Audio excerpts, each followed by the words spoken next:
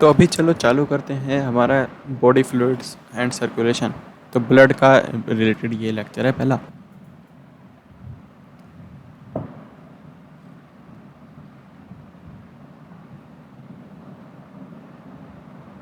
हम्म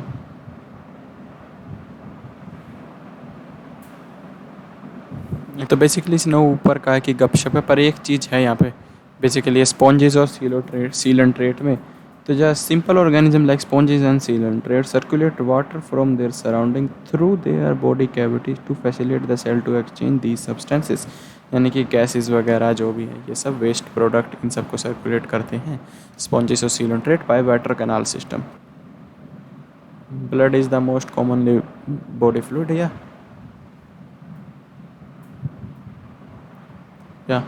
lymph. Basically जो lacteal थी वो लिम्फ वेसल थी जिसके अंदर हमारा प्रोटीन जो बेसिकली बिग फैट होते थे उनको इमल्सिफाइड बाय मिसेल्स होते थे, बिग मिसेल्स।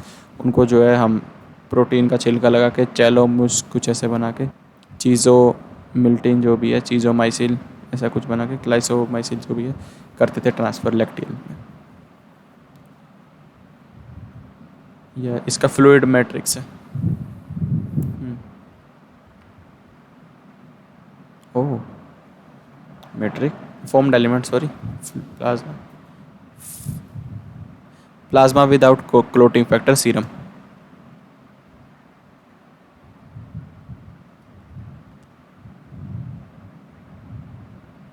अच्छा हाँ हाँ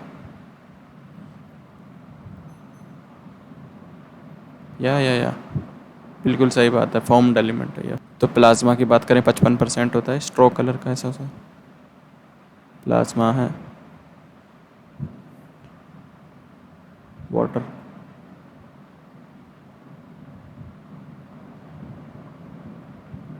या अच्छा plasmin protein okay. Fibrinogen yes.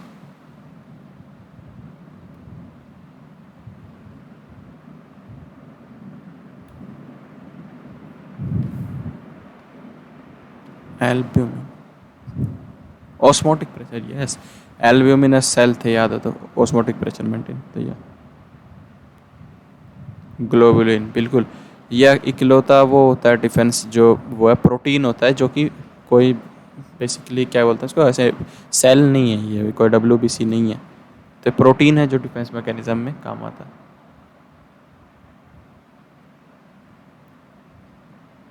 Okay ओस्मोलैरिटी okay बिल्कुल ठीक है बिल्कुल हाँ हाँ या simple glucose amino acid lipid भी होते हैं यस। कोआगुलेशन के फैक्टर भी बिल्कुल इसी में होंगे भाई, फाइब्रिनोजन तो नहीं पर वो अलग क्लोटिंग फैक्टर क्रिसमस फैक्टर ये वो सब यही होते हैं। फाइब्रिनोजन अलग है वो क्लोटिंग में मदद करता है, पर एंजाइम है एक तरह से फाइब्रिनोजन तो उसके क्लोटिंग फैक्टर जो होते हैं वो हमारे ये होते हैं। और plasma without clotting factor serum 2019 में आया था शायद।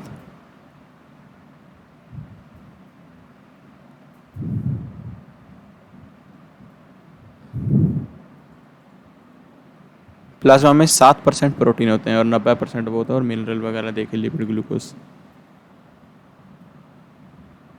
ठीक है एल्ब्यूमिन जो है सबसे छोटे होते हैं,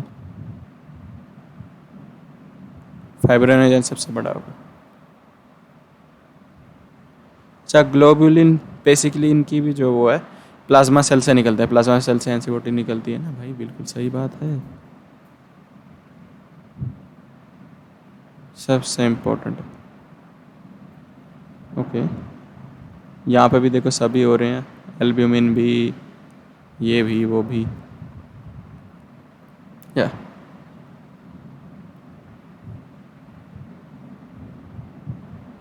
या फॉर्म्ड एलिमेंट इसलिए बोला जाता है सेल इसलिए नहीं क्योंकि ये सेल होते नहीं। एरिथ्रोसाइट कोई सेल लगता है क्या आपको? कहाँ बुद्धि भ्रष्ट हो चुकी है क्या बिल्कुल। ठीक है एरिथ्रोसाइट ल्यूकोसाइट और प्लेटलेट्स। हम्म या और 55% प्लाज्मा। या तो प्लाज्मा था, फॉर्म्ड एलिमेंट थे, और प्लस में फ्लूइड मैट्रिक्स था।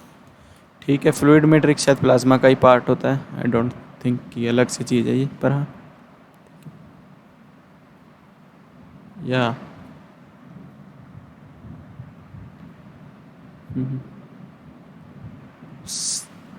सबसे इम्पोर्टेंट है ये चीज़, 5 to 5 मिलियन पूरे आरबीसी में, मैं कह रहा हूँ।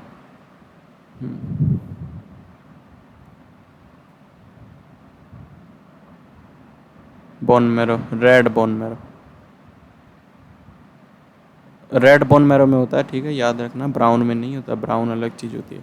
रेड जो लॉन्ग बोन्स के उसमें मिलता है, और ब्राउन जो है अंदर मिलता है, तो रेड बोन मैरो में बनता है। बस सिंपल ये तो यही है जो आप देख रहे हो कि अडल्ट में बोन मैरो में, सॉफ्ट बोन्स में, और अर्ली एम्ब्रियोनिक स्टेज में लिवर में। सबसे इनिशियल स्टेज योक सैक, बिल्कुल बच्चा ही है।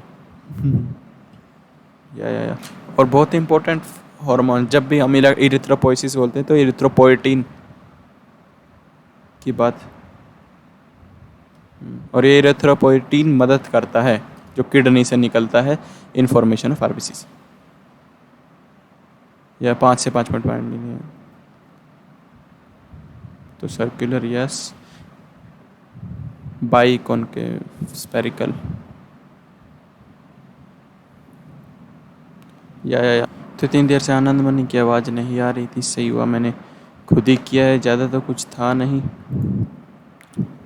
तो पर हाँ, plasma without coating factor serum में ज़्यादा मेरे को लगता नहीं कुछ था। आनंद मनी कितनी देर से आवाज़ें, रेस्पिरेशन वाली पूरी वीडियो में आवाज़ ही नहीं। चलो कोई बात नहीं, इतनी ज़्यादा वो नहीं है, दोबारा से वीडियो ही देख लेंगे, नो प्रॉब्लम। तो ब्लड प्लस इसको बोलते हैं प्लाज्मा, 90 to 90% ये होता है, 50% ब्लड प्लाज्मा में, 90 to 90% वाटर होता है, और 6% प्रोटीन होते हैं। प्रोटीन सारे ही मोस्टली लीवर में बनते हैं, तो एल्ब्यूमिन, ग्लोब्यूमिन और फिब्रिनोजन। तो ठीक है, एल्ब्यूमिन जो है ऑस्मोटिक प्रेशर, ग्लोब्यूमिन जो डिफेंस में, जो ये प्लाज्मा सेल के द्वारा बनाया जाता है, और फिब्रिनोजन क्लोटिंग में मदद करता है, एज सिंपल एज दैट। और इसमें कुछ मिनरल, ग्लूकोज वगैरह, अमीनो एसिड, ये सब भी मिलते हैं, लिपिड्स वगैरह। हाँ हाँ हाँ हाँ हाँ हाँ हाँ हाँ हाँ हाँ हाँ हाँ हाँ, और ब्लड क्लोटिंग फैक्टर्स भी मिलते हैं। तो blood equal to plasma plus fluid matrix plus formed elements. Formed elements होते हैं ये 3, बेसिकली ये जो सेल नहीं होता इसलिए इस पूरे को फॉर्म्ड एलिमेंट बोलते हैं, बाहर से बन के आते हैं। वो बाहर का है, वो बोन मैरो है। तो सबसे पहले की बात करें तो आरबीसी है, 45% प्लाज्मा, 55, ये 45। आरबीसी होते हैं 5 से 5.5 मिलियन। ठीक है, सबसे इंपॉर्टेंट है ये मैं कहूँगा। रेड बोन मैरो में बनते हैं अडल्ट में, ठीक है, अडल्ट में किस में बनते हैं, रेड बोन मैरो में। तो भाई बहुत ज़्यादा इंपॉर्टेंट है, रेड बोन मैरो में ये बनते हैं। तो एरिथ्रोपोइसिस रेड बोन मैरो में अडल्ट में होती है, अर्ली एम्ब्रियोनिक स्टेज में लिवर में, और उससे हम योग सैक में, सबसे पहले योग सैक में होती है। तो एरिथ्रोपोइटिन की जो इन्फ्लुएंस में ये रेड बोन मैरो में अपने बनते हैं एरेथ्रोसाइट्स।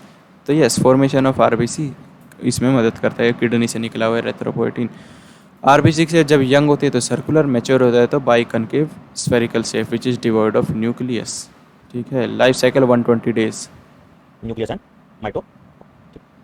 लाइफ स्पैन कितने दिन की है? लाइफ स्पैन इसकी 120 दिन की है ना? लाइफ स्पैन कितने दिन की है? लाइफ स्पैन इसकी, या फिर ये ग्रेवयार्ड होता है स्प्लीन में, 120 डेज। ठीक है, मर के कहाँ जाएगा? स्प्लीन में। तो ग्रेवयार्ड ऑफ आरबीसी और रिजर्वायर ऑफ आरबीसी स्प्लीन होगा। ग्रेवयार्ड ऑफ आरबीसी और रिजर्वायर ऑफ आरबीसी जो है वो स्प्लीन वाली है, बिल्कुल।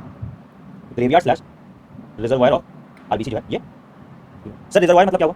अगर हम ग्रेवयार्ड की बात करें, ग्रेवयार्ड की मर रहा है, रिजर्वायर मतलब ये रह भी रहा है वहाँ पे। सपोज मान लो मेरे बॉडी में अचानक से ब्लड कम हो गया, ठीक है, तो जो बूढ़े आदमी रिटायरमेंट प्लान के लिए स्क्रीन के पास चले तो भैया अब तो हमको करना पड़ेगा नौकरी, तो काम करना पड़ेगा, है ना? तो इसलिए रिजर्वायर भी होता है, इसलिए रिजर्वायर भी होता है, ठीक है। अच्छा, वाओ। तो देखिए एनसीईआरटी की बात करते हैं, RBC is the divide of nucleus, बिल्कुल सही। कैमल का आरबीसी सर्कुलर होता है और उसमें न्यूक्लियस होता है, ठीक है। कैमल आरबीसी है न्यूक्लियस, ठीक है। कैमल, ओह, कैमल और लामा क्यों होता है? दोनों ठीक है, ठीक है। मैच्योर आरबीसी और बाइकनकेव शेप, ठीक है। They have red colour due to iron containing copper complex, इसको कहते हैं हीमोग्लोबिन, इसको कहते हैं हीमोग्लोबिन। लाल किसलिए? लाल है कॉपर का कॉम्प्लेक्स। 100 ग्राम ब्लड, 100 ml ब्लड में 12 से 16 ग्राम हीमोग्लोबिन होता है। 100 ml ब्लड में 12 से 16 ग्राम हीमोग्लोबिन होता है। और ये है 15 ml देता है ऑक्सीजन एक टिश्यू को, 100 ग्राम, और ये है 100 ml ब्लड में 15 जब वो हम एक्सरसाइज तो 5 नॉर्मल 12 से 16 ग्राम हीमोग्लोबिन होता है, ठीक है। और होमोग्लोबिन जो है ये 100 ml ब्लड कितना देता है, 4 ml of CO2। Average life span 120 days, destroyed या ग्रेवयार्ड ऑफ आरबीसी, ये रिसोर्स की इंपॉर्टेंट फैक्टर है, ठीक है। ये देखिए आपको 55% क्या बात भाई, ठीक है अब ठीक ये है, देवर। प्लाज्मा आरबीसी 45% और बीच में जो आएगा वो डब्ल्यूबीसी और प्लेटलेट्स, ठीक है। तो सब ठीक है, नीचे एरिथ्रोपोइट कुछ बोलते हैं सबसे इसको ज्यादा एरिथ्रो। बड़ा साइज, सबसे ज्यादा बड़ा साइज होता है वो आरबीसी का होता है, सबसे छोटा साइज प्लेटलेट्स प्लेटलेट्स फ्रैगमेंट्स होते हैं, इसलिए प्लेटलेट का साइज सबसे छोटा होता है, ठीक है। और सबसे PBC बड़ा बड़ा साइज होता साइज किसका होता है? WBC। आप मास्ट सेल सोचोगे, वो सोचोगे, पर नहीं, RBC सबसे बड़े है होते ठीक हैं। है। अब आते हैं ल्यूकोसाइट्स बात है। ल्यूकोसाइट भैया क्या है? ल्यूकोसाइट हमारा है व्हाइट ब्लड सेल्स या व्हाइट ब्लड हम्म। नंबर कितना है? नंबर है आपका 6000 से 8000, 6000 से 8000 एमएम ऑफ ब्लड, ठीक है। तो अच्छा ये भी इम्पोर्टेंट, इनके नंबर भाई बहुत इंपॉर्टेंट है, मैं क्या बताऊँ। ये जो है ल्यूकोसाइट नंबर में सबसे कम होता है, हज़ारों की तादाद में होते हैं, वो भी लाखों की उसमें होते हैं, और प्लेटलेट्स भी लाखों की एटलीस्ट उसी में होती हैं। हाँ, पर ये 6 से 8 हज़ार अगर की होते हैं ल्यूकोसाइट्स का काउंट कम हो जाता है, अगर पर MM ऑफ mm3। ल्यूकोसाइट्स का काउंट कम हो जाता है तो इसको हम कहते हैं ल्यूकोसाइटोपिनिया। लिखिए इसको हम कहते हैं बहुत ल्यूकोसाइटोपिनिया, इंपॉर्टेंट है, यस, ठीक है। अगर ल्यूकोसाइट काउंट ल्यूकोसाइटोपिनिया। बहुत ज्यादा हो जाता है इन एक्सपेंस ऑफ आरबीसी, तो कैंसर होता है जिसको हम कहते हैं ल्यूकीमिया, ठीक है। अगर हाँ, ल्यूकोसाइट्स ल्यूकीमिया। बहुत ज्यादा हो जाता है तो उसको कहते हैं ल्यूकीमिया, इट इज अ या cancer, it is a cancer, it is अ, तो ऐसे ही इरेथ्रोसाइटोपिनिया भी होता है, अगर कम हो जाए तो इरेथ्रोसाइट ज़्यादा होता है तो ठीक है। इरेथ्रोस। बहुत ल्यूकोसाइट जो है हमारे कलरलेस है क्योंकि इसमें हीमोग्लोबिन नहीं होता, ठीक है। अगर आपको किसी तरह का इंफेक्शन है तो आपका टीएलसी या टोटल ल्यूकोसाइट काउंट जो है ज्यादा हो, ठीक है। अगर आपका इम्यून सिस्टम वीक है तो आपका टोटल ल्यूकोसाइट कम हो, ठीक है। या ल्यूकोसाइट जनरली शॉर्ट उसको 24 आते हैं, कुछ 48 आते हैं, कुछ 1 वीक रहते हैं जनरली, ठीक है। They have two main okay, categories, दो पार्ट में बटा हुआ है, एक को हम कहते हैं ग्रैन्युलोसाइट, दूसरे को हम कहते हैं ए ग्रैन्युलोसाइट। तो आइए ठीक है, बना लेते हैं ताकि तुमको एक रहेगा तो आसानी रहेगा समझने में। आइए ठीक है। ए ग्रैन्युलोसाइट, ग्रैन्युलोसाइट ऑन कितने बेसिस होते ऑफ हैं? Granules nucleoside, present. ठीक है, छोटे साइज के होते हैं, सबसे ज्यादा क्वांटिटी में होता है, ठीक। दूसरा बेसोफिल्स सबसे कम क्वांटिटी में होते हैं, और तीसरा इओसिनोफिल्स। तो न्यूट्रोफिल सबसे ज़्यादा क्वांटिटी में होते हैं ल्यूकोसाइट्स में, ठीक है। बेसोफिल सबसे कम। ए ग्रैन्युलोसाइट की बात करेंगे तो क्या क्या रहेगा? मोनोसाइट्स, ये और मैक्रोफेज में फैगोसाइटोसिस करता है, और हम्म, लिम्फोसाइट जो हेल्प करता है एंटीबॉडी के, ठीक है। न्यूट्रोफिल लगभग एंटीबॉडी फॉर्मेशन में करता है लिम्फोसाइट। न्यूट्रोफिल सबसे इंपॉर्टेंट होता है भाई, बेसोफिल सबसे कम होता है, सबसे ज़्यादा न्यूट्रोफिल। मोनोसाइट्स जो अपने मास्ट सेल बनाते हैं आगे, जब मास्ट नहीं, क्यों क्या बोलते हैं अपने, वो खाने वाले, हेल्प करता है एंटीबॉडी के, ठीक है। या न्यूट्रोफिल लगभग 60 to 65%, मैक्रोफेज। ठीक है। बेसोफिल 0.5 से 1%, इओसिनोफिल ओह 1 से 2%, ठीक है। लिम्फोसाइट्स 20 से 25%, ठीक है। और मोनोसाइट्स 6% ना, 6 से 8, ठीक तो है। ये सारा डाटा अब इंपॉर्टेंट है भाई। मोनोसाइट 6 से 8% है, फिर जो है लिम्फोसाइट 10 से जो है कितना 20% है, हाँ। ठीक है। और मोनोसाइट्स 6% 6 से 8, लिम्फोसाइट 20 6 से से 8, 25%, 10 से 20 नहीं। ठीक है। मोनोसाइट जो है 6 से आठ अपना परसेंट अपना या न्यूट्रोफिल्स और मोनोसाइट्स फैगोसाइटोटिक इन नेचर होता है, ठीक है। अपना न्यूट्रोफिल्स न्यूट्रोफिल्स और एंड मोनोसाइट दोनों के मोनोसाइट्स फैगोसाइटोटिक इन, फैगोसाइटोसिस मतलब फैगोसाइटोसिस। फैगोसाइटोसिस करता है किसी चीज को इंडक्ट करता है, ठीक है। साइटोटिक इन, ठीक है। अच्छा, न्यूट्रोफिल में जो है यहाँ पे 3 से 4 लोब्ड न्यूक्लियस होते हैं, ठीक है। मोनोसाइट में single large kidney shape nucleus होता है, ठीक है। ठीक साइज है, मोनोसाइट ठीक का है। बड़ा होगा, न्यूट्रोफिल तो यार इनकी डिस्क्रिप्शन ज़रूर ही याद रखना। बेसिकली न्यूट्रोफिल और ये अपने मोनोसाइट्स की दोनों ही, पहली बात तो फैगोसाइटोसिस कहते हैं। मोनोसाइट में एक सिंगल, मैक्रोफेज में एक सिंगल बड़ी न्यूक्लियस होती है, बिल्कुल सही बात है। लार्ज किडनी शेप होती है, जैसे कि हमने देखा है मोनोसाइट में। मैक्रोफेज में से एक बड़ी से किडनी की तरह होती है। न्यूट्रोफिल्स में 3 से 4 लोब, ऐसे लोब वाली न्यूक्लियस होती है, टक टक टक। सिंगल न्यूक्लियस होता है, ठीक है। दो बचा मेरे पास, बेसोफिल और इओसिनोफिल। इओसिनोफिल जो है वो कॉम्बैट करता है एलर्जिक सेंसिटिविटी को, मतलब वो कॉम्बैट करता है एलर्जिक रिएक्शन को। और बेसोफिल जो है अपना ओके। वो रिलीज करता है हिस्टामिन, सेरोटोनिन, है ना। हिस्टामिन और सेरोटोनिन, आइए एक एक करके पढ़ लेते हैं। ओह, आइए, वैसा ठीक है। डायलेटर, वैसा neutrophil, constructor. Eosinophil and basophil. Neutrophil, eosinophil and basophil are different types of granulocytes, ठीक है। While lymphocyte and monocytes are a granulocyte. Neutrophil most abundant 60 से 65%, ठीक है। हाँ, बेसोफिल लीस्ट अबंडेंट 0.5 से 1%, ठीक है। न्यूट्रोफिल या 60 से कितना परसेंट, 7 से 70%, 60 से and basophil are different types of granulocytes, ठीक है। While lymphocyte and monocytes are a granulocyte. Neutrophil most abundant 60 से 65%, ठीक है। बेसोफिल लीस्ट अबंडेंट 0.5 से 1%, ठीक है। न्यूट्रोफिल एंड मोनोसाइट्स फैगोसाइटोटिक है, ठीक है। Basophil secret histamine, serotonin, heparin, ठीक है। हिस्टामिन बेटा वेसोडाइलेटर होता है, हिस्टामिन मास सेल पे एक्ट करता तो basophil secret histamine, serotonin, heparin, ठीक है। ऐसे डायलेक्टर, वेटो कंस्ट्रिक्शन और है, एंटीकोगुलेंट। रिलीज करता है। सेरोटोनिन वेसो कंस्ट्रिक्टर होता है, हिपैरिन एंटी कोएगुलेंट होता है। लिखिए या and then involve inflammatory reaction, ठीक है। तो लिखो हिस्टामिन, इन्फ्लेमेटरी रिएक्शन में इंपॉर्टेंट होते हैं ये, it is a yes. Vasoconstrictor. Heparin is an blood anticoagulant. को क्लॉट करने के लिए, ब्लड क्लॉट नहीं करेगा क्या होगा? अगर ब्लड आपका क्लॉट नहीं कर रहा है तो ब्लड का फ्लो, ठीक है। तो it is involve inflammatory yes, reaction, मतलब जहां पे आपको चोट लगी है, जहां पे आपको घाव है, वहां जो सूजन होता है, इन्फ्लेमेशन होता है, वो बेसोफिल की वजह से होता है, ठीक है। इओसिनोफिल 2 से 3%, it resist infection and are, तो जो भी इन्फ्लेमेशन होती है वो बेसोफिल की वजह से होती है बेसिकली, ओके। तो जहां पे आपको चोट लगी है, जहां पे आपको घाव है, वहां जो सूजन होता है, इन्फ्लेमेशन होता है, वो बेसोफिल की वजह से होता है, ठीक है। यस। इओसिनोफिल 2 से 3%, इट रेसिस्ट इन्फेक्शन एंड तो आर कहने के लिए बेसोफिल बेस बढ़ाते हैं, समझ रहे हो। तो that is it, associated with allergic reaction, they are associated with allergic reaction, ये कॉम्बैट करता है एलर्जिक रिएक्शन को, ठीक है। या। लिम्फोसाइट कैसे भैया? लिम्फोसाइट 20 से 25%, बी और टी लिम्फोसाइट बने हैं इम्यून रिस्पांस में रिस्पांसिबल होते हैं, ठीक है। तीनों तो बी और टी लिम्फोसाइट बहुत इंपॉर्टेंट होते हैं इम्यून रिस्पॉन्स में, याद लास्ट तक रखो। देखो, यहाँ पे दो रिजल्ट क्वेश्चन आता है, ठीक है। यहाँ कितना है भैया? 2 लोग, यहाँ कितना है? 3 लोग, यहाँ कितना है? सिंगल, यहाँ कितना है? सिंगल, यहाँ कितना है? सिंगल, ठीक है। यहाँ और सब में सिंगल। न्यूट्रोफिल में मल्टी लोब हैं, ईसिनोफिल में 2 हैं, बहुत ज़्यादा इंपॉर्टेंट है। बेसोफिल में तो कितने सारे लगभग हैं, 1 से 2 लोग, ठीक ठीक है, ठीक 1 से 2 लोब हैं। अच्छा, उसके ऊपर बेस ग्रैन्यूल कुछ जो भी है, ऐसे ग्रैन्यूलोसाइट, ठीक है। ये देखो तीनों के ऊपर ग्रैन्यूल है। मोनोसाइट्स और बस ये जो है, और याद रखना कि मोनोसाइट्स और लिम्फोसाइट्स जो हैं वो हमारे ए ग्रैनुलोसाइट होते हैं, बाकी के सारे ग्रैनुलोसाइट। तो एमएल में उनके पास कोई उनके दिमाग नहीं है, ग्रैन कुछ नहीं है, तो कोई ज्ञान नहीं है उनको, तो वो एमएल जो है एक ग्रैनुलोसाइट है एमएल। तो एमएल हमारा बिना ज्ञान का हो गया, बिना ज्ञान का हो गया। अगला आते हैं प्लेटलेट्स। प्लेटलेट्स कौन कहते हैं? थ्रोम्बोसाइट्स। थ्रोम्बोसाइट्स आता है दे आर प्रोड्यूस्ड, ये 1.5 लाख से 3.5 लाख होते हैं भाई, बहुत ज़्यादा they important are produced by megakaryocytes. लिखिए they are produced by megakaryocytes. Mega megakaryocytes. Karyocytes, ठीक है। तो कितना नंबर है? 1.5 लाख से 3.5। बोन मैरो में होता है ये मेगा कैरियोसाइट भी, फॉर्म्ड एलिमेंट सब बोन मैरो से फॉर्म होके आते हैं, इसलिए इनको फॉर्म कम हो रहा है एलिमेंट तो बोलते थ्रोम्बोसाइटोपिनिया होता है, ठीक है। अगर प्लेटलेट्स कम हो रहा है तो हैं। थ्रोम्बोसाइटोपिनिया। प्लेटलेट्स आर बेसिकली तो डेंगू में क्या हो रहा है, जो है थ्रोम्बोसाइटोपिनिया। फ्रैगमेंट्स ऑफ सेल्स के फ्रैगमेंट है ये पूरे सेल्स नहीं है, these are smallest in size, these are smallest in size and they are involved in clotting of blood, ठीक है। They are involved in yes clotting of yes. Blood, ठीक है। तो अगर प्लेटलेट्स कम हो रहा है तो ब्लड क्लॉटिंग स्लो हो जाएगा। अगर प्लेटलेट्स कम हो रहा है ब्लड क्लॉटिंग स्लो हो जाएगा, ठीक है। ये देखो यहाँ से आता है, ये वाला Yeah. माइलॉइड स्टेम सेल होता है, लिम्फोइड स्टेम सेल होता है, ठीक है। लिम्फोइड स्टेम सेल किधर बनाएगा? माइलॉइड बनाएगा। यहाँ पे मेगा कैरियोसाइट बनता है, मेगा कैरियोसाइट और मेगा कैरियोसाइट बनता है प्लेटलेट। बस हमको रेटिकुलोसाइट बनता है, आरबीसी दोनों को जानना है, ठीक है। जानना है रेटिकुलोसाइट बनता है आरबीसी और मेगा कैरियोसाइट बनता है प्लेटलेट, ठीक है। रेटिकुलोसाइट तो रेटिकुलोसाइट से आरबीसी और मेगा कैरियोसाइट से बनता है आरबीसी प्लेटलेट। और मेगा वाओ। कैरियोसाइट बनता है प्लेटलेट, ठीक है। इसे आप जानने की जरूरत नहीं। कोई दिक्कत यहाँ तक डब्ल्यूबीसी आरबीसी और प्लेटलेट हमने कर लिया, ये इसका है, ठीक है। इसका डेटा थोड़ा गड़बड़ है, एनसीईआरटी का डेटा नहीं है, इसको आप ठीक कर लिया, ठीक है। इसका डेटा थोड़ा गड़बड़ है, एनसीईआरटी का डेटा नहीं है, आप ठीक कर लिया। मैं आपको मार देता हूँ कौन सा पढ़ना है, ये नहीं पढ़ना, ये मत पढ़ना, ये मत पढ़ना, ये मत पढ़ना, ये मत पढ़ना। क्या पढ़ोगे? क्या पढ़ोगे सर? आप पढ़ेंगे इसका फंक्शन, ठीक है। आप इसका फंक्शन पढ़ेंगे, आप इसका फंक्शन पढ़ेंगे, आप इसका पढ़ेंगे और आप इसका, ठीक है। इधर वाला पार्ट मत पढ़ना, इधर वाला पार्ट मत पढ़ना, ठीक है। ग्रैन्यूल से कलर बस यहाँ देखना, यहाँ पे क्या है? पेल लाइलर ग्रैन्यूल है। तो इसके अंदर हीमोग्लोबिन सबको पता है यार, combat pathogens, white blood cell, क्या बकवास हो रहा है ये। न्यूट्रोफिल्स जो है, अच्छा ठीक है, न्यूट्रोफिल्स का काम होता है फैगोसाइटोसिस होता है पहला काम, लाइक डिस्ट्रक्शन, हाँ ये सब। और ये ईसिनोफिल्स, ईसिनोफिल्स भी ऐसे उसमें काम आता है, क्या बोलते हैं उसको, ईसिनोफिल में भी जो है अपना एलर्जिक रिएक्शन में काम आते हैं ईसिनोफिल, और बेसोफिल भी एलर्जिक रिएक्शन में आते हैं। और बेसोफिल या तो हिस्टामिन, सेरोटिन, ये सब, सेरोटोनिन, हेपेरिन, ये सब भी रिलीज़ करता है।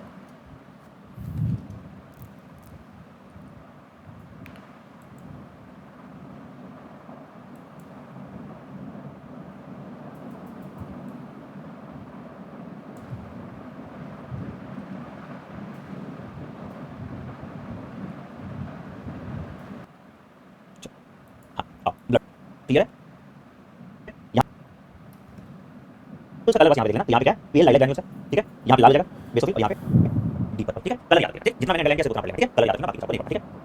तो क्या क्या है? लाइलैक, रेड ऑरेंज और डीप ब्लू पर्पल, ठीक है। सिर्फ ये और ये हटे साथ, क्लियर है, क्लियर है, क्लियर है, क्लियर है, क्लियर है, ठीक है। चलो आगे फिर आगे लिम्फोसाइट्स, लिम्फोसाइट्स आपका है, ठीक है। और उसके बाद आ गया मोनोसाइट्स, तो मोनोसाइट्स ब्लू ग्रे, ठीक है। और इसके पास भी प्लेटलेट्स के पास भी कोई न्यूक्लियस नहीं, ये पढ़ लीजिएगा बेटा। वेसोडायलेटर ब्लड वेसल्स को बुला देता है।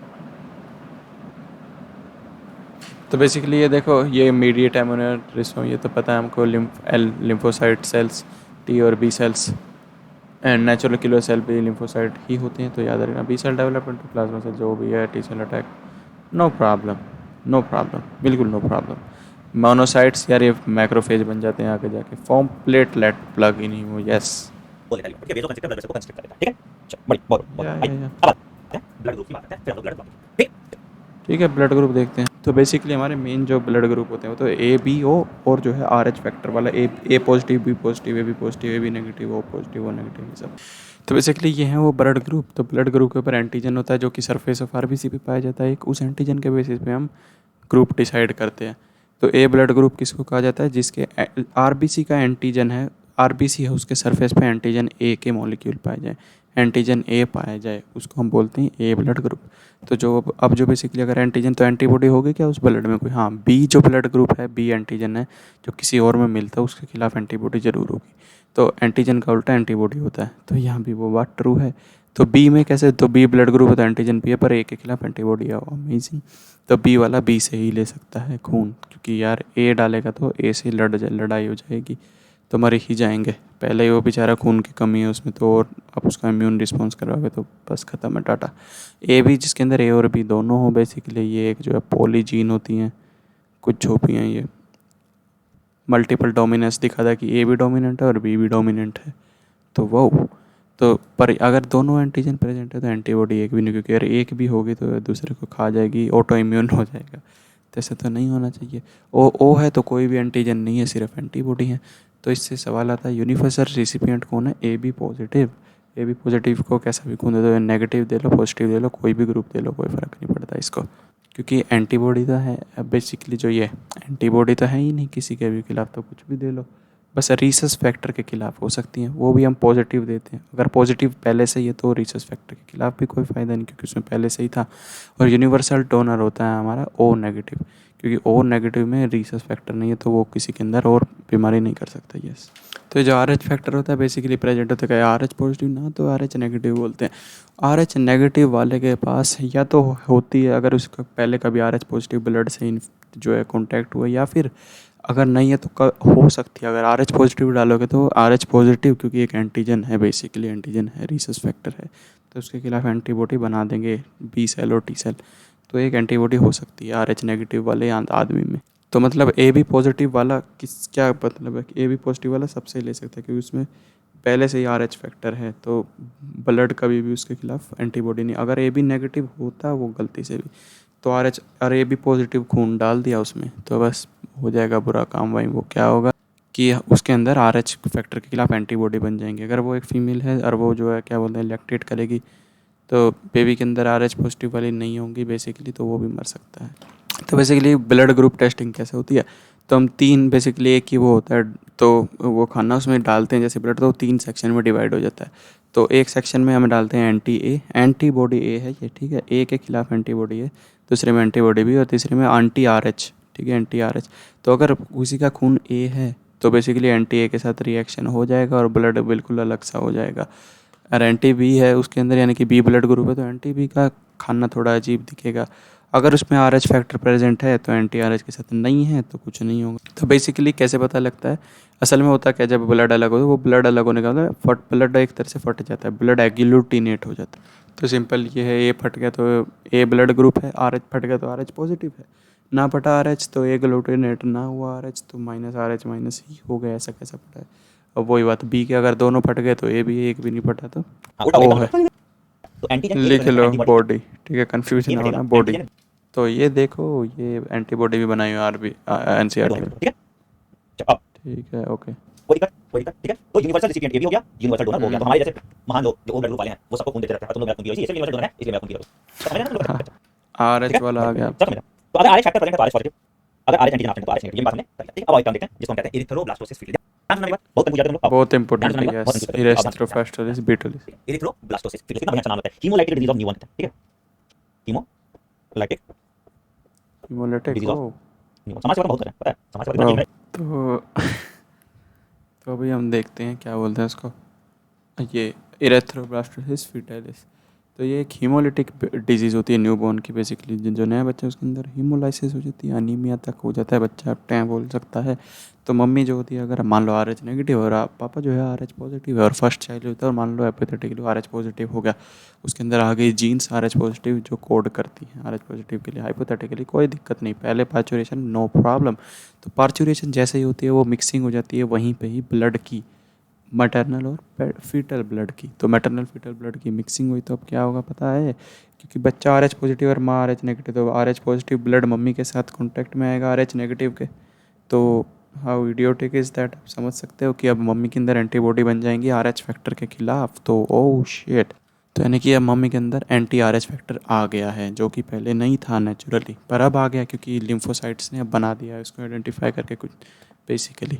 तो ये anti R H antibody mother में आ गई। अब जो सेकंड चाइल्ड होगा, क्योंकि ये आई ए का फॉर्म होती है ये आर एच जो एंटीबॉडी होती है, तो आई ए प्लेसेंटा क्रॉस करके जाती हैं, तो जैसे जाएंगी वो देखेंगे अरे यहाँ तो आर एच फैक्टर है हमारे बच्चे पे, इसको मार हटाओ हमारे बच्चे से दूर करो, पर वो ये नहीं देखेंगे कि ये बच्चे के ब्लड सेल हैं। तो इसलिए उसमें जो है हीमोलाइटिक डिसीज़ हो जाती है, जॉन्डिस भी हो जाता है बच्चे में और बुरा हाल हो जाता है, तो मर भी सकते हैं इसमें। तो इसका इलाज होता है कि पैसिव इम्यूनिटी दे देते हैं, जैसे ही पार्चुरेशन होता है उसके कुछ घंटे के अंदर अंदर, तो ये वो इसका एक इलाज होता है। तो वो जो पैसिव इम्यूनिटी जो वैक्सीन जो भी बोलो वो उसको बोलते हैं रोगम, तो एंटी अगर आर फर्स्ट एच, एंटीबॉडी डाल देंगे तो बच्चा बच सकता है, ठीक है। रोगम। Special case of Rh incompatibility has been observed in Rh negative mother and Rh positive fetus, ठीक है। Rh antigen do not get exposed to Rh negative in first pregnancy, ठीक है। However during delivery first child possibility of exposure maternal blood to small amount, in such cases mother start giving antibody Rh antigen, तो अब उसके बाद दोबारा आया तो वो चला जाएगा और इसको विल बी फेटल टू बच्चा, इसको कहते हैं एरिथ्रोब्लास्टोसिस फीटलिस। हम क्या करते हैं एंटी आरएच एंटीबॉडी डाल देते हैं मम्मी में आफ्टर फर्स्ट चाइल्ड, इसको कहते हैं रोगम। तो सबसे इम्पोर्टेंट है एंटी आर एच एंटीबॉडी।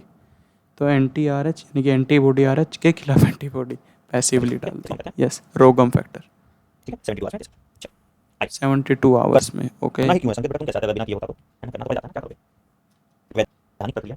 चलिए तो अब देखते हैं ब्लड का कोएगुलेशन। तो बेसिकली जो काट देते हैं तो जुड़ जाता है ब्लड। हाउ? अच्छा 3 babies in first of water happens. अरे भाई पहले प्रेगनेंसी तुम 50 बच्चा निकाल लो। वो ध्यान सुनो देखो क्या, you know that when you cut your finger तो दो तरह का इंजरी हो सकता है, ठीक है।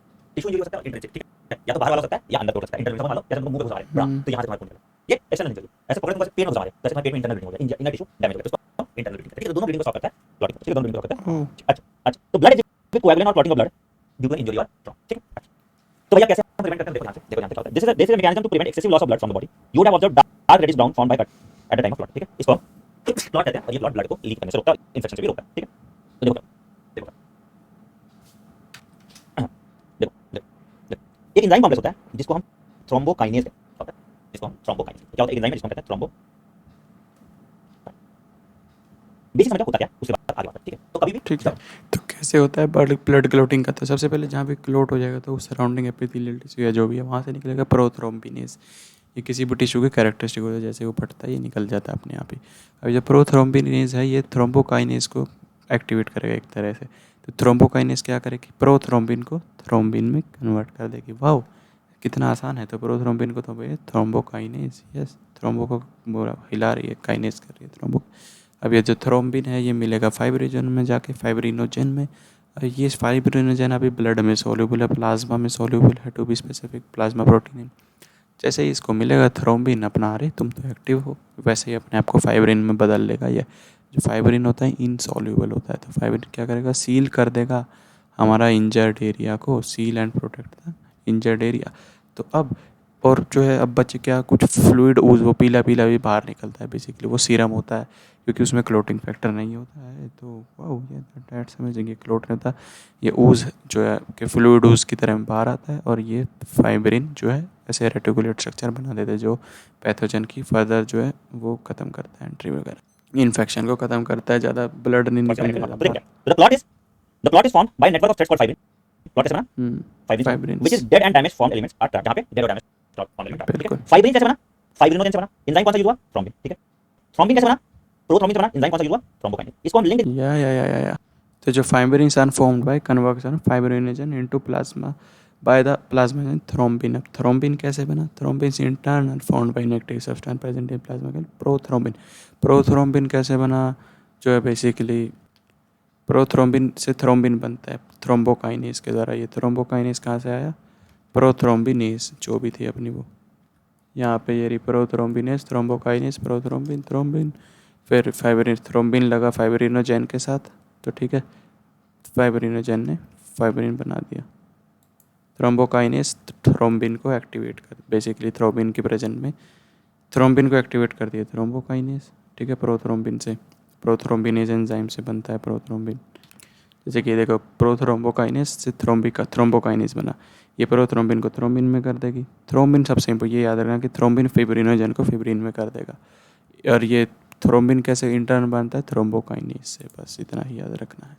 इसको हम लिंक एंजाइमेटिक रिएक्शन कहते हैं या कैस्केड प्रोसेस कहते हैं, ठीक है। इसको हम लिंक एंजाइमेटिक रिएक्शन कहते हैं या कैस्केड या, प्रोसेस कहते हैं। और इस मैकेनिज्म को हम कहते बिल्कुल भाई हैं बिल्कुल। मैकेनिज्म ऑफ क्लॉटिंग, ठीक है। तो थ्रोम्बोकाइनेज क्या करता है? प्रोथ्रोम्बिन को थ्रोम्बिन में बदलता है। तो अब जो है थ्रोम बेसिकली प्रोथ्रोम्बिन को थ्रोम्बिन में कन्वर्ट करेगा। अब ये थ्रोम्बिन इंटर्न फिब्रिनोजन को फिब्रिन में करेगा, जो रेटिकुलर स्ट्रक्चर बना लेगा डेड ऑन डिकेइंग, उनको जो है ट्रैप करके अपने अंदर। Calcium ions plays a very important role in clotting of blood, and potassium also plays a very important role in clotting of blood. Potassium also plays a very important role in clotting of blood, ठीक। या तो calcium और potassium बहुत important role करते हैं play clotting में, तो याद रख। अब मेन अगर किसी कभी भी क्लोटिंग फैक्टर पे आया तो वो यही आएगा कि जो एट्थ होता है जिसको एंटी हीमोफिलिक फैक्टर बोलते हैं, इसकी वजह से हीमोफिलिया ए होता है। और जो नाइन्थ है क्रिसमस फैक्टर है, इसकी तरफ से होता है हीमोफिलिया बी, बस इससे ऊपर नहीं आए। और कैल्शियम आयन भी एक जो है क्लोटिंग फैक्टर होता है, और पोटेशियम भी। अब देखते हैं लिम्फ को, तो ब्लड तो हमने लिम्फ क्या देख होता ही लिया है। है? तो टिश्यू फ्लूइड को हम लिंक करते हैं। ब्लड जो है हमारा क्लोज सर्कुलेटरी सिस्टम पास में घूम रहा है, ठीक है। अब बहुत जगह है इंटरस्टिशियल स्पेसेस है जहाँ पे ब्लड नहीं पहुंचता, तो वहाँ जो है ये ट्रांसपोर्ट का काम लिम्फ करता है, ठीक है। ओके, इंटरस्टिशियल स्पेसिस में अभी इतना पता चला है, वहाँ लिम्फ काम करता है आज पहली बार। तो ऐसे इंटरस्टिशियल जो स्पेसिस हैं वहाँ पे ये ब्लड नहीं पहुँच पाता, तो क्योंकि इसको लिम्फ से ब्लड वेसल से बाहर जाना पड़ेगा, वो ये नहीं जैसे, तो वहाँ लिम्फ की ज़रूरत पड़ती है।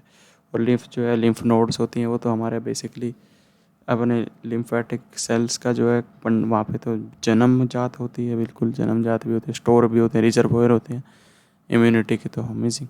तो लिम्फ नोड्स में लिम्फोसाइट्स मिलते हैं और प्रोड्यूस भी वही होते हैं। का काम लिम्फ करता है, ठीक है। तो भैया क्या, as the blood passes through the capillaries, as the blood passes through the capillaries, some water along with many small water soluble substances move out into the spaces between the cells of tissue leaving large protein and most of the form, ठीक है, ठीक है। तो भैया क्या, ठीक है large protein और बस जो है most of the form element रह गए।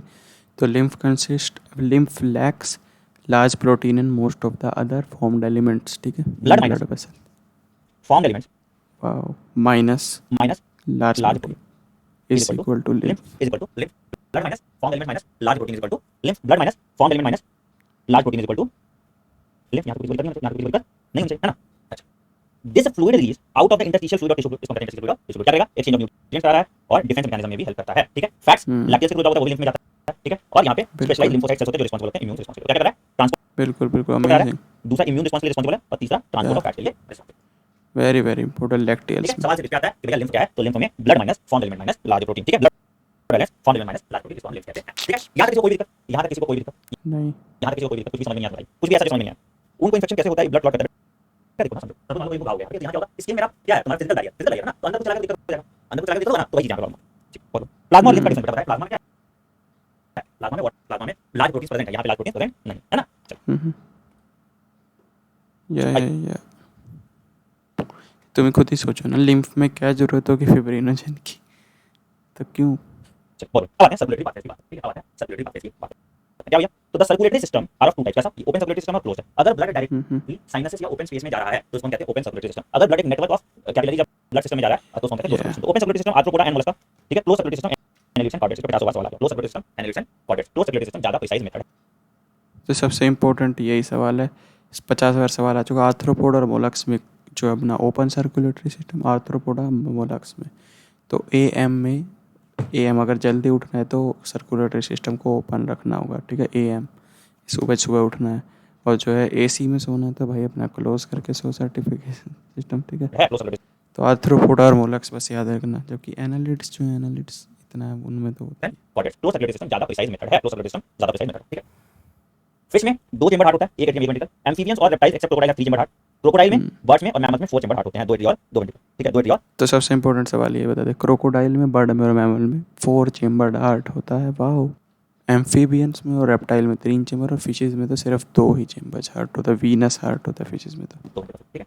इन fish the heart pumps out deoxidated blood, oxidated by gills and is supplied to the body parts where deoxidated blood is return to the, ठीक है। Amphibians में और रेप्टाइल्स में mixed blood होता है, amphibians और रेप्टाइल्स में मिक्स्ड ब्लड होता है। तो बेसिकली हार्ट क्या करता है इसमें हार्ट करता है ये फिशेज में जो गिल्स के द्वारा ऑक्सीजनेटेड ब्लड आ रहा है उसको बस अलग अलग बॉडी पार्ट तक पहुंचाना।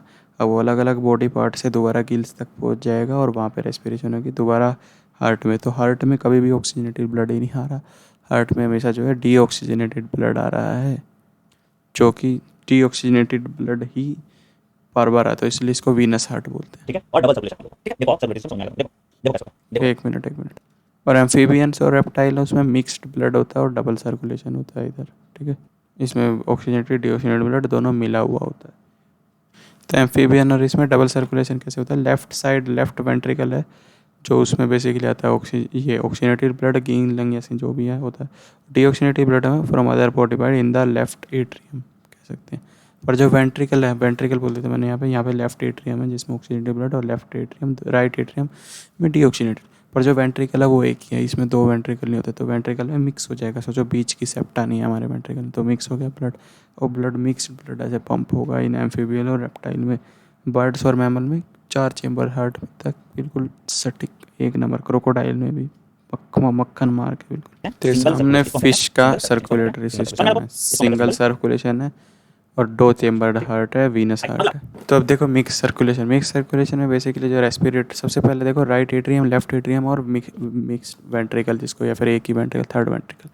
तो राइट एट्रियम में कैसा हमारे अंदर भी जो है डीऑक्सीनेटेड ब्लड आता है फ्रॉम बॉडी, और लेफ्ट एट्रियम में जो है रेस्पिरेटरी ऑर्गन हमारे गिल्स हो गए लंग्स हो गए जो भी है उससे आएगा इसमें लेफ्ट एट्रियम में दोबारा से हमारा खून जो कि ऑक्सीजनेटेड होगा। अब ये दोनों मिल जाएंगे मिक्सड और ये बॉडी में जाएंगे, तो बॉडी में जाएंगे डीऑक्सीनेटेड ब्लड दोबारा राइट एट्रियम में, और ये जो मिक्स ब्लड ये रेस्पिरेटरी ऑर्गन में दोबारा भी जाएगा जो कि वहाँ ऑक्सीजनेटेड आके दोबारा ले।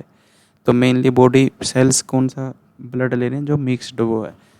तो बेसिकली ये डबल सर्कुलेशन है क्योंकि 2 पाथवे हैं, एक तरह से बस मिक्स हो रहा है, इनकम्प्लीट सर्कुलेशन है। पर ये एम्फीबियन रेप्टाइल एक्सेप्ट क्रोकोडाइल। तो ये देख लो डबल सर्कुलेशन। तो सबसे पहले लंग से बात करते हैं चलो।